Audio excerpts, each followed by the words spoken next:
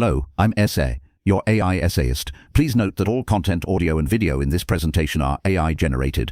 As AI can sometimes produce inaccuracies, I encourage you to verify any factual information presented. With that in mind, let's begin. The mid-17th century presented a world poised on the cusp of profound intellectual transformation. Across the Atlantic, a nascent society was taking root in the Americas, a grand experiment undertaken by individuals seeking to forge a new existence, guided by principles of faith and a deep-seated belief in the power of learning. Within this ambitious undertaking, the figure of John Harvard emerges, not as the distant namesake of an institution that would one day echo across continents, but as a man deeply embedded in the intellectual currents and practical challenges of his era. His story is intrinsically linked to the establishment of a learned tradition in a frontier environment, a testament to the enduring human drive to cultivate knowledge amidst the rigors of a new world. Born in 106 London in the bustling borough of Southwark, London, John Harvard's early life unfolded against a backdrop of significant societal and religious ferment. England was navigating the complex aftermath of the Reformation, a period where theological discourse was not merely an academic pursuit, but a powerful force shaping political and social structures. His father, Robert Harvard, a butcher by trade,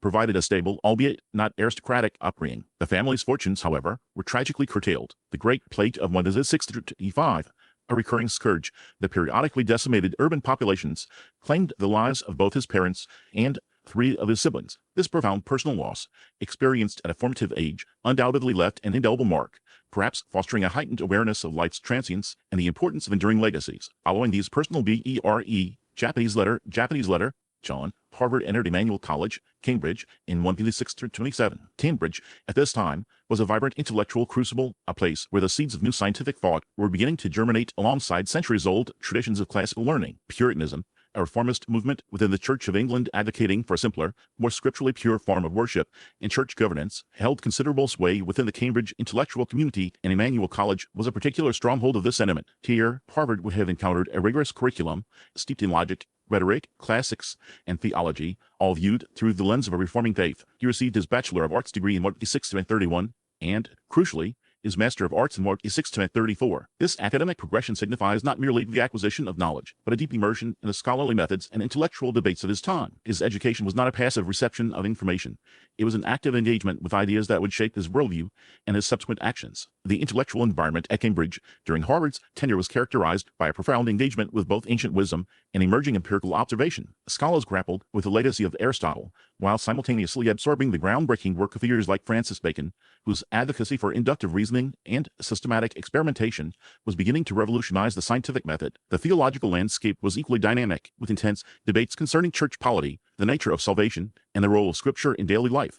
For a young man educated in this milieu, particularly one inclined towards ministry, the imperative to understand and articulate complex theological and philosophical arguments was paramount. The intellectual rigor demanded by his studies at Cambridge provided him with the tools to engage critically with these issues, equipping him for a life dedicated to both spiritual leadership and the cultivation of intellectual life. The challenges facing the burgeoning Puritan settlements in North America were manifold. These were communities striving to establish not only physical shelter and sustenance, but also a coherent social and intellectual order. A city upon a hill is envisioned by some of their leaders, a beacon of reformed faith and learning for the world. The practical problem confronting these settlers was the establishment of robust educational infrastructure in a land far removed from the established universities of Europe. The success of their endeavor, in their own eyes and in the eyes of posterity, depended on raising a generation of educated leaders capable of ministering to congregations, governing communities, and advancing the cause of learning. This is a society deeply concerned with the transmission of knowledge and the cultivation of a learned clergy, recognizing that spiritual guidance and intellectual leadership were inextricably linked. It was in this context that John Harvard, after completing his studies and facing the limitations and opportunities of England in the late 1630s, made the momentous decision to emigrate to New England. Arriving in the Massachusetts Bay Colony in 1637, he settled in Charlestown. His decision to undertake this arduous journey was a direct response to the pressing need for educated individuals in the colonies. He was not merely seeking personal advancement or refuge. He was actively participating in the grand project of building a new society founded on principles of faith and learning. His commitment to ministry and his possession of a Cambridge Master of Arts degree made him a valuable asset to the colony, addressing the critical deficit in educated leadership. His life in the New World, though tragically brief, was dedicated to fulfilling this perceived need, serving as a testament to the enduring power of education and intellectual pursuit in shaping the destiny of new societies. His arrival and subsequent brief ministry represent a pivotal moment in the early intellectual history of America, embodying the aspirations of a generation committed to transplanting and nurturing the highest forms of European scholarship in a challenging new environment. Charlestown, Massachusetts, in the early middle of the 1630s presented a landscape of both immense promise and profound challenge. It was a frontier, a nascent community striving to establish itself amidst the rugged realities of a new continent. Within this burgeoning settlement, John Harvard found his calling, embracing a ministry that would, however briefly, weave his intellectual dedication into the very fabric of colonial life. The societal need was palpable. The colonies, particularly Massachusetts Bay, were undergoing a period of rapid growth, and with this expansion came an acute demand for spiritual guidance and intellectual leadership. The clergy were not solely shepherds of the flock, they were the primary custodians of learning, tasked with interpreting scripture, educating the populace, and upholding the intellectual and moral standards that the colonists aspired to transplant from their European heritage. The problem of the time was the creation and sustenance of a learned ministry in an environment that was inherently demanding and often austere. The journey from England had been arduous, and life in the colonies required a constant engagement with practical matters, clearing land, building homes, securing sustenance. Amidst these pressing concerns, the maintenance of intellectual rigor and the cultivation of theological scholarship posed a significant hurdle. The available resources were limited, and the intellectual currents of Europe, while influential, needed to be adapted and nurtured in a context far removed from the established universities. The colonists were keenly aware of the potential for intellectual and spiritual decline if the clergy were not adequately prepared or supported. They envisioned a society where educated individuals would guide their spiritual and intellectual development, ensuring that the high ideals that motivated their emigration were preserved and propagated. John Harvard's approach to his pastoral duties in Charlestown embodied a profound commitment to this ideal. Arriving in 1637, he immediately immersed himself in the work of the ministry, serving the congregation with a diligence that belied his short tenure. His ministry was characterized by deep engagement with his parishioners, offering not only spiritual counsel, but also intellectual stimulation. He was a man of learning, possessing a Master of Arts degree from Emmanuel College, Cambridge, a testament to his rigorous education. This academic background informed his preaching and his interactions, elevating the discourse within his congregation and contributing to the intellectual atmosphere of the nascent community. He understood that effective ministry required more than pronouncements. It demanded an ability to articulate complex theological ideas in ways that resonated with the lived experiences of his flock, fostering a deeper understanding and a more robust faith. His role extended beyond the pulpit. In a society where formal educational institutions were still in their infancy, the minister often served as a de facto educator for the community. Harvard, with his scholarly disposition, would have been instrumental in this regard, likely engaging in private tutoring or informal study groups, further solidifying the intellectual foundations of Charlestown. The challenges were considerable: the scarcity of books, the isolation from major intellectual centers, and the sheer demands of colonial life could easily stifle intellectual pursuits. Yet, Harvard's presence represented a vital link to the scholarly traditions of England, a living embodiment of the intellectual aspirations of the Puritan project. He was a conduit for ideas, a living repository of learning that enriched the colonial experience. His personal approach was one of quiet dedication, a consistent effort to apply his considerable intellect to the practical and spiritual needs of his community. He was not merely fulfilling a prescribed role, he was actively shaping the intellectual and spiritual landscape through his personal example and his scholarly engagement. The establishment of a learned clergy was paramount to the success of the colonial venture, and individuals like Harvard were indispensable in this endeavor. Their education, their commitment to scholarship, and their ability to translate complex ideas into accessible teachings were the bedrock upon which the colony's intellectual and spiritual infrastructure was built. The problems of the time were not merely logistical or economic, they were deeply intellectual and spiritual, requiring individuals who could navigate the complexities of faith and reason in a challenging new world. Harvard's brief ministry in Charlestown, though tragically curtailed by illness, served as a powerful illustration of the critical role educated individuals played in this formative period. He exemplified the ideal of the scholar cleric, a figure whose intellectual prowess was as vital to the colony's well-being as the practical skills of the farmer or the craftsman. His dedication to his pastoral duties, infused with his scholarly background, contributed significantly to the intellectual and spiritual vitality of the community, underscoring the profound impact one educated individual could have in shaping the destiny of a new society. His life, though short, was a testament to the enduring value of learning in the service of faith and community building. The nascent settlements of New England grappled with the profound challenge of the cultivation of a learned clergy and educated leadership capable of navigating the intricate spiritual and intellectual landscape of their new world. This was not a matter of simple logistical planning. It was imperative to establish an intellectual infrastructure that could sustain the very mission of the colonies. The colonists envisioned a society where faith and reason intertwined, fostering a populace grounded in scripture and equipped with the critical faculties to interpret and apply its tenets. The absence of a dedicated institution for higher learning presented a significant impediment to this vision. The existing resources for theological and philosophical training were scarce, often requiring arduous journeys back to England, a journey few could undertake. This intellectual void threatened to stunt the growth of the colonies, leaving them intellectually and spiritually vulnerable. The establishment of a college emerged as the crucial solution to this pressing need. The ambition was to create a center that would nurture minds, train ministers, and produce leaders who could guide the spiritual and civic development of New England. However, the practicalities of founding such an enterprise were formidable. The colonies, though driven by a powerful sense of purpose, were still in their formative years, characterized by limited financial resources, dispersed populations, and the constant demands of survival. Building a college required not only a clear vision, but also tangible assets, buildings, faculty, books, and a sustainable endowment. These were luxuries few could afford in the early days of settlement. The sheer scale of the undertaking, coupled with the economic realities of colonial life, presented a formidable obstacle. It was within this context that John Harvard's posthumous contribution became a pivotal moment. His bequest, comprising his substantial library and half of his personal estate, offered a direct and impactful solution to the critical resource deficit faced by the fledgling institution. This was a moment when individual generosity, born from a life dedicated to learning and ministry, directly addressed a systemic institutional need. The impact of this singular act resonated far beyond the immediate financial or material gain. Harvard's library, numbering some 400 volumes, represented a significant collection for its time and place. These books were not mere decorative objects, they were the very tools of intellectual engagement,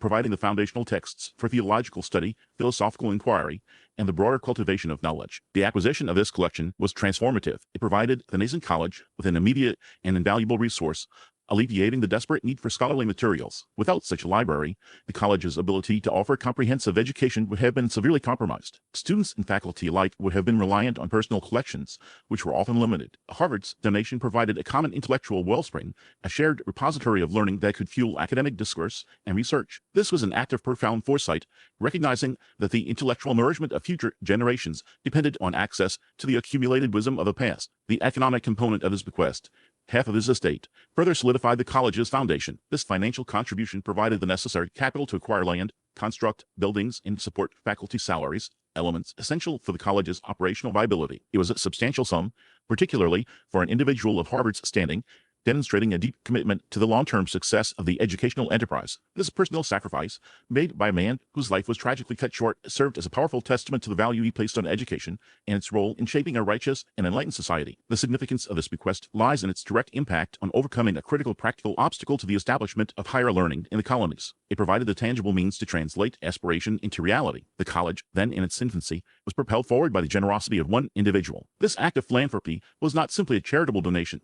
It was a strategic investment in the intellectual capital of New England. It demonstrated a powerful principle that individual vision and commitment could serve as a potent catalyst for institutional development, addressing systemic challenges with personal resources. The lasting relevance of Harvard's contribution is thus rooted in its role as an enabler. His bequest provided the essential building blocks, the intellectual and financial capital that allowed the college to take root and begin its growth. It underscored the idea that the establishment of enduring academic traditions often commences with the dedication of individuals to the advancement of knowledge and the education of future generations. His act, though originating in the specific circumstances of 17th century New England, speaks to a universal truth about the genesis of significant institutions. It highlights how personal sacrifice and a commitment to intellectual pursuits can lay the groundwork for future intellectual flourishing. The college, bearing his name, became a symbol of this foundational commitment, a testament to the transformative power of individual generosity in the pursuit of collective intellectual advancement. This contribution was, in essence, the vital spark that allowed the flame of higher learning to ignite and burn brightly in the New World,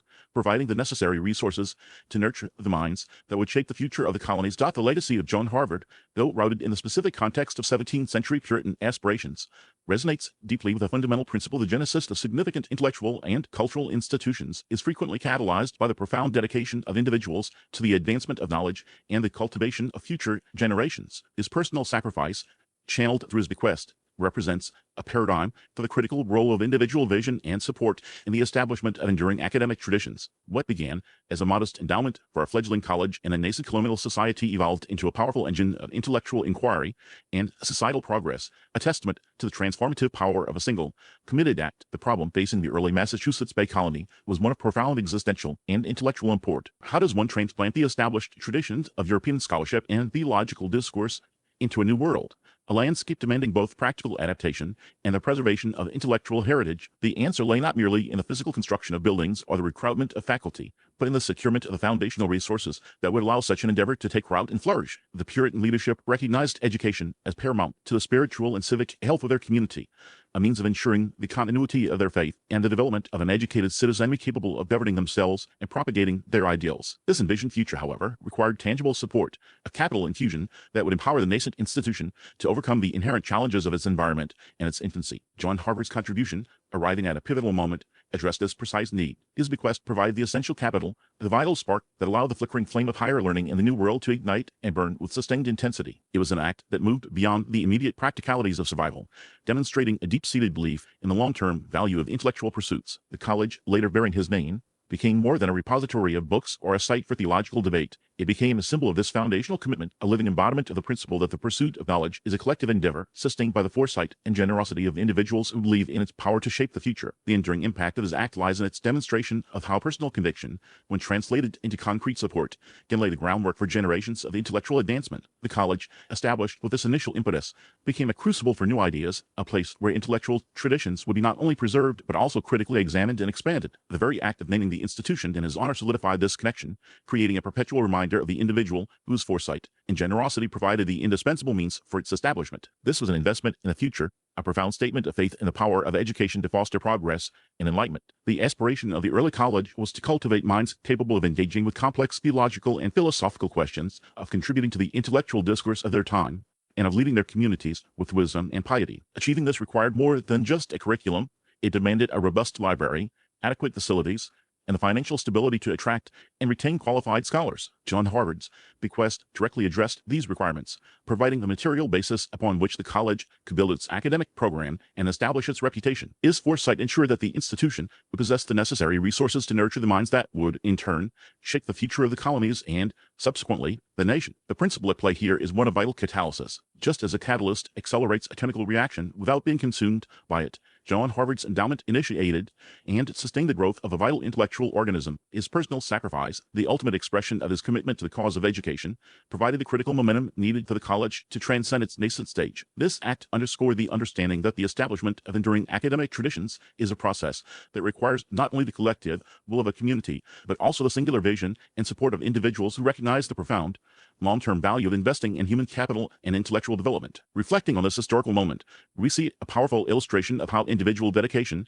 can serve as the bedrock for societal progress. The challenges of establishing a new institution in a new world were immense, requiring a deep wellspring of commitment and resources. John Harvard's contribution tapped into this wellspring, providing the essential foundation upon which a future intellectual powerhouse could be built. His legacy is intrinsically linked to the very idea that the pursuit of knowledge is a continuous, evolving process, one that is nurtured and sustained by the foresight and generosity of those who champion its cause. The college, by taking his name, became a living monument to this principle. It served as a constant reminder that the flourishing of intellectual life is not an automatic occurrence, but a cultivated outcome, dependent on the dedicated efforts of individuals who believe in its intrinsic worth. The intellectual traditions that would later emanate from this institution, influencing fields from theology and philosophy to science and law, all trace their lineage back, in part, to this foundational act of individual commitment. It was a profound investment in the future, a belief that the cultivation of minds would yield dividends for generations to come. The enduring perspective offered by John Harvard's life and bequest is that the establishment of significant intellectual and cultural institutions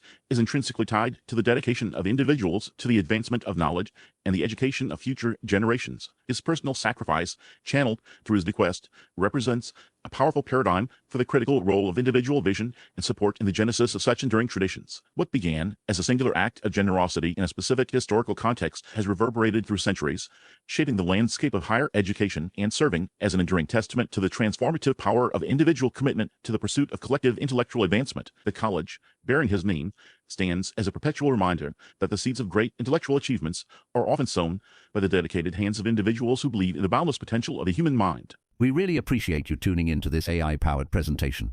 Our goal is to push the boundaries of AI in content creation, and your input is invaluable. If there's a particular subject you'd like to see us tackle next, or if you have suggestions on how we could fine-tune our AI's creative prompts, please don't hesitate to leave your ideas in the comments section. We're excited to bring you more unique content very soon.